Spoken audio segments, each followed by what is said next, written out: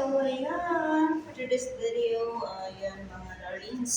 So, excited na ang aking amo para sa kanyang newborn baby. So, 1 month na lang ay mag-deliver na ng baby ang aking mommy. So, ayan. So, eto, syempre, pag sa umpisa, sobrang careful natin sa mga damit, diba?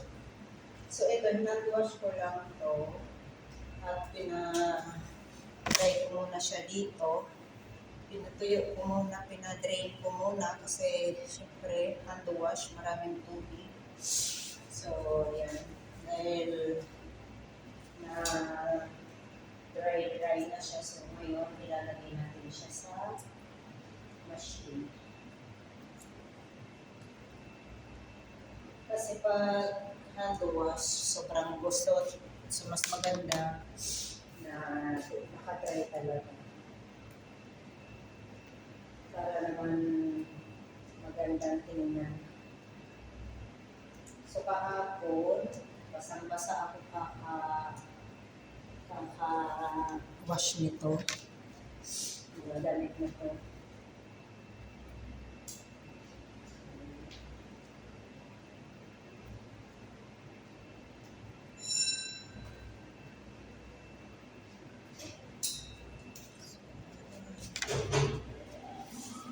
Excited na.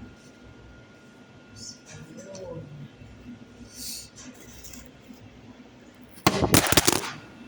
ay, nalaglag.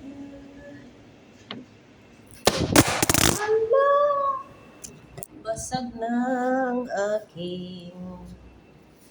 So, ito nga pala nilagay dito yung isang ref namin para extra ref lang naman to mga darlings. Para sakaling may extra na pinamilengke may lagayan tayo.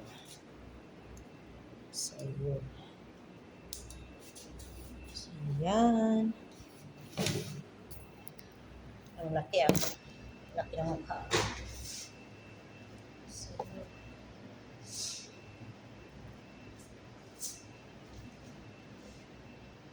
So, mga 30 minutes na lang yata ito.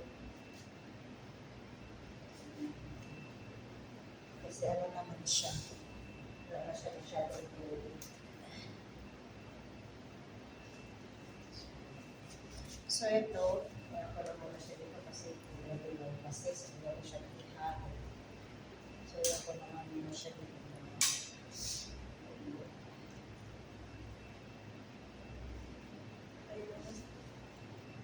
Hindi naman siya magmamantsa.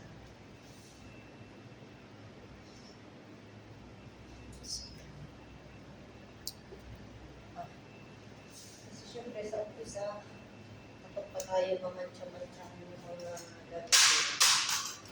Kaya ingat-ingat muna tayo pag-practice. Pero pag medyo matagal-tagal na, ay yun, sige na. Diba? So, bye!